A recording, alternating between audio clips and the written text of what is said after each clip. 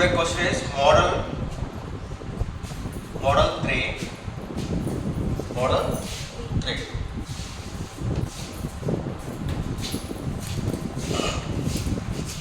G of x contains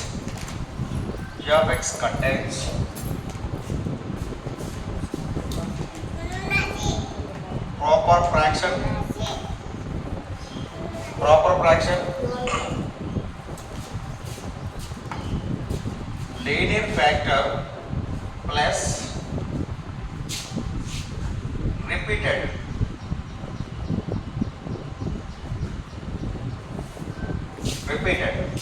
linear fraction plus repeated problem. Okay na? Combined questions. It is first question. Solve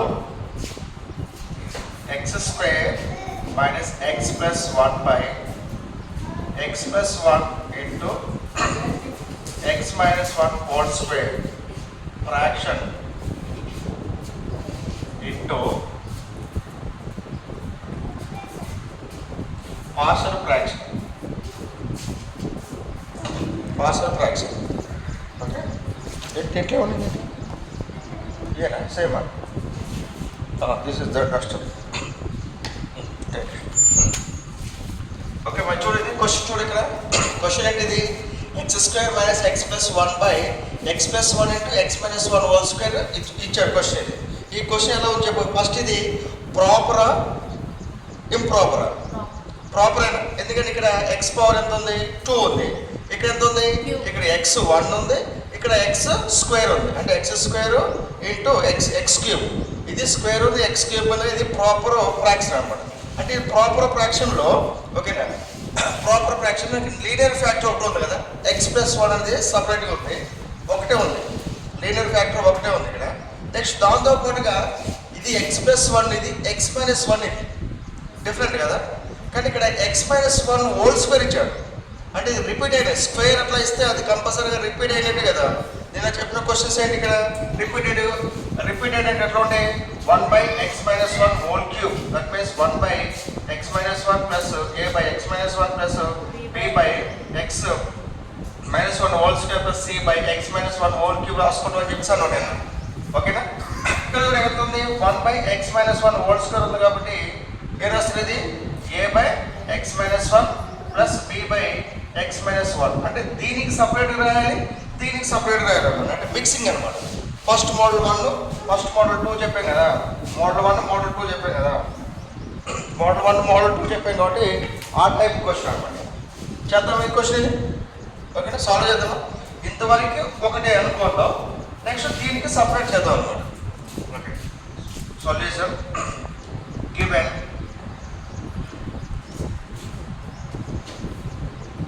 proper polynomial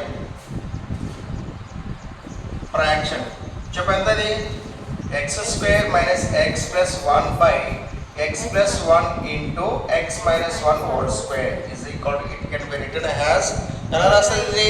first దీనికి ఉపయోగిద్దాం. First ఇది linear factor, ఇక్కడ linear factor plus repeated రావాలి. Repeated ఇక్కడ ఒకటి repeated ఉంది, ఇది linear factor ఒకటి ఉంది అనమాట. ఓకేనా, దీనికి రాద్దాం. మొత్తం ఇక్కడ క్యూబ్ ఉంది కాబట్టి ఎన్ని వస్తాయి? మొత్తం మనకి 3 వస్తాయి కదా, ఏబిసి వస్తుంది మనకి. ఇప్పుడు ఎంత ఆన్సర్ రాసుకోవచ్చు? a by X plus 1 plus ఇది అయిపోయింది కదా, ఎక్స్ ప్లస్ 1 ఇక్కడ ఏం లేదు అనుకుందాం. అప్పుడు ఎంత? a బై ఎక్స్ ప్లస్ 1 అంటే ఎక్స్ ప్లస్ 1 తో అయిపోయింది. నెక్స్ట్ ఏంటి? ఏం చూసుకోవాలి? నెక్స్ట్ రిపీటెడ్ చూసుకోవాలి. రిపీటెడ్ రాయాలంటే ఎక్కడ నుంచి రాస్తాం? రిపీటెడ్ రాయాలంటే 1 by X minus 1 whole square కాబట్టి a by X minus 1 plus b by X minus 1 whole square. a by X minus 1 plus b by X minus 1 whole square కదా. Already ఇక్కడ a వచ్చింది కాబట్టి next done very good. b by X minus 1 plus c by X minus 1 whole square. ఎలాగైనా పెట్టేసుకోవచ్చు, ABC అనే కాకుండా ఎలాగైనా పెట్టేసుకోవచ్చు. ఓకేనా, ఇక్కడ ఆల్రెడీ ఏ ఉపయోగించడం కాబట్టి so that X minus 1 whole స్క్వేర్కి ఇలా రాస్తాం. ఎక్స్ మైనస్ 1 హోల్ స్క్వేర్కి a by X minus 1 plus b by X minus 1 whole square. Already ఇక్కడ ఏ బి ఇక్కడ ఉపయోగించడం కానీ అక్కడ ఆల్రెడీ ఏ వచ్చింది కాబట్టి ఏ తర్వాత బి తర్వాత సి ఉపయోగించుకోవచ్చు కదా. ఓకేనా, ఇది అర్థమైంది క్వశ్చన్ ఇది. ఓకే, దీనికి ఎల్సిఎం కాదు, ఎల్సిఎం. దీనికి ఎల్సిఎం అని చెప్పింది. LCM x minus 1 x plus 1 అలా లీనియర్ ఫ్యాక్టర్ ప్లస్ రిపీటెడ్ కదా, x plus 1 x minus 1 whole square. Repeated అంటే ఏం చేస్తాం, రిపీటెడ్ అంటే x minus 1 హోల్ స్క్వేర్, ఇది రిపీటెడ్ ఏదైతుందో అదే రాస్తామా. దీనికి లీనియర్ ఫ్యాక్టర్ ప్రోడక్ట్ ఉంది కదా, అది కూడా రాసుకోవాలి. ఓకేనా, ఎల్సిఎం ఎంత, x plus 1 into x minus 1 whole square repeated LCM అన్నమాట. ఓకేనా, ఇంతకుముందు ఏం చేసేది x minus 1 హోల్ స్క్వేర్ రాసేసాం. నెక్స్ట్ ఇక్కడ లీనియర్ ఫ్యాక్టర్ ఉంది కాబట్టి లీనియర్ ఫ్యాక్టర్ రాసేసాం. ఇప్పుడు x plus 1 అనేది x plus 1 into x minus 1 whole square ని ఎన్నిసార్లు డివిజన్ చేస్తుంది,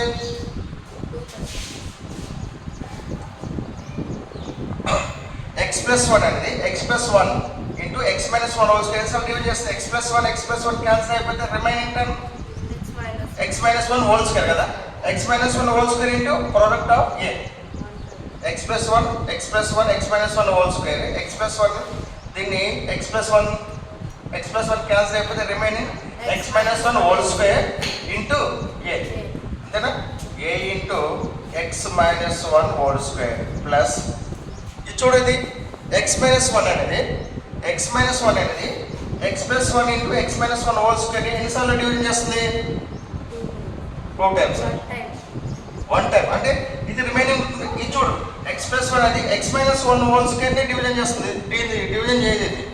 ఓకేనా, x minus 1 x plus 1 x minus 1 ఇది చూడు x minus 1 హోల్ స్క్వేర్ ని x minus 1 into x minus 1 రాశాను, అర్థం కావడం కోసం రాశాను. ఓకేనా, ఇప్పుడు x minus 1 అనేది x minus 1 క్యాన్సిల్ అయిపోతుంది కదా, రిమైనింగ్ ఎంత అవుతుంది, 1 టర్మ్ ఉంటుంది. ఓకేనా, దీంట్లో 1 టర్మ్ ఉంటుంది కదా, రిమైనింగ్ ఇది కూడా రాసుకోవాలి కదా. అప్పుడు ఎంత అవుతుంది, ఇది x minus 1 x minus cancel అయితే x plus 1 into x minus 1 ఉంటుంది, అంతేనా. Okay, b into x plus 1 into x minus 1 plus next x minus 1 whole square అనేది x plus 1 into x minus 1 whole square ఎన్నిసార్లు divide చేస్తుంది, 1 term కదా, ఇక్కడ remaining term చెప్పాలి. x minus 1 whole square x minus 1 whole square cancel, okay 1 టర్మే. ఓకేనా, next remaining term ఎంత, x plus 1 అంటే c into x plus 1. Okay, అయిపోయింది. ఇది x square minus x plus 1 by x plus 1 into x minus 1 whole square. Denominators ఉన్నట్టు అంశాలు cancel చేయబడి cancel, remaining x square minus x plus 1 is equal to a into x minus 1 whole square plus b into x plus 1 into x minus 1 plus c into x plus 1. Okay, ఇప్పుడు మనకి ఏ value కావాలి, B value కావాలి, C value కావాలి కదా. ఏ value కావాలి మనకి, B value కావాలి, C value కావాలి. ఇప్పుడు x is equal to substitute చేద్దాం, మొత్తం ప్రోడక్ట్ చేసుకోవచ్చు. లేదంటే మనకి 2 అంశాలు ఉంటాయి, 2 వాల్యూస్ వస్తాయి కదా, ఎలా వస్తాయి చెప్పి ఇక్కడ x is equal to substitute చేసుకోవచ్చు. ఇక్కడే దీని ప్రకారంగా -1, దీని ప్రకారంగా అయితే +1 సబ్స్టిట్యూట్ చేసుకోవచ్చు, 2 వాల్యూస్ వస్తాయి కదా, రైట్. ఇప్పుడు x is equal to ఎంత వాల్యూ సబ్స్టిట్యూట్ చేసుకుందాం, +1 ఇన్ ఈక్వేషన్ 1. ఈ +1 అనేది దీంట్లో సబ్స్టిట్యూట్ చేయాలి, దీంట్లో సబ్స్టిట్యూట్ చేయాలి, దీంట్లో సబ్స్టిట్యూట్ చేయాలి. సబ్స్టిట్యూట్ చేయాలి 1 square minus 1 plus 1 is equal to a into 1 minus 1 whole square plus b into 1 plus 1 1 minus 1 plus c into 1 plus 1. Okay, ఇక్కడ చూడండి +1 స్క్వేర్ +1 మైనస్ 1 క్యాన్సిల్ అయిపోతుంది, ఎంత remaining 1 is equal to 1 minus 1 whole square అనేది 0 కదా, ఇది 0 plus 1 minus 1 అనేది 0 కదా, ఈ term 0 plus c into 1 plus 1 2 అంటే 1 is equal to 2c, 2c is equal to 1, c is equal to 1/2, c is equal to 1/2. Okay, next put value ఎంత, next put x is equal to -1 in equation 1, -1 in equation 1. Substitute -1 whole square minus x under the minus of -1 plus 1 is equal to a to -1 whole square plus b into -1 plus 1 into -1 plus plus 1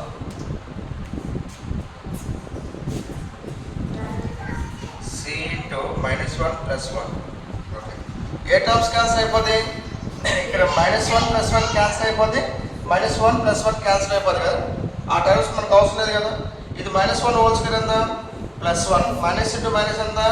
+1 is equal to a into -1 -2 whole square. ఈ terms మొత్తం zeros అయిపోయినాయి కదా. 0 + 0 ఎంత? 3 is equal to 2 into -2 whole square 4. 3 is equal to 4a. 3 is equal to 4a. So therefore 4a is equal to 3. a is equal to 3/4. a is equal to 3/4. Next ఇంకా values రావు. Repeated problems వచ్చినప్పుడు కంపల్సరీగా product చేసుకోవాల్సిందే. Repeated problems వచ్చినప్పుడు 1, 2 values వస్తాయి, 3వ value రాదు. ఓకేనా? అప్పుడు మీరేం చేయాలి? దాన్ని ప్రోడక్ట్ చేసుకోండి. ఫ్రమ్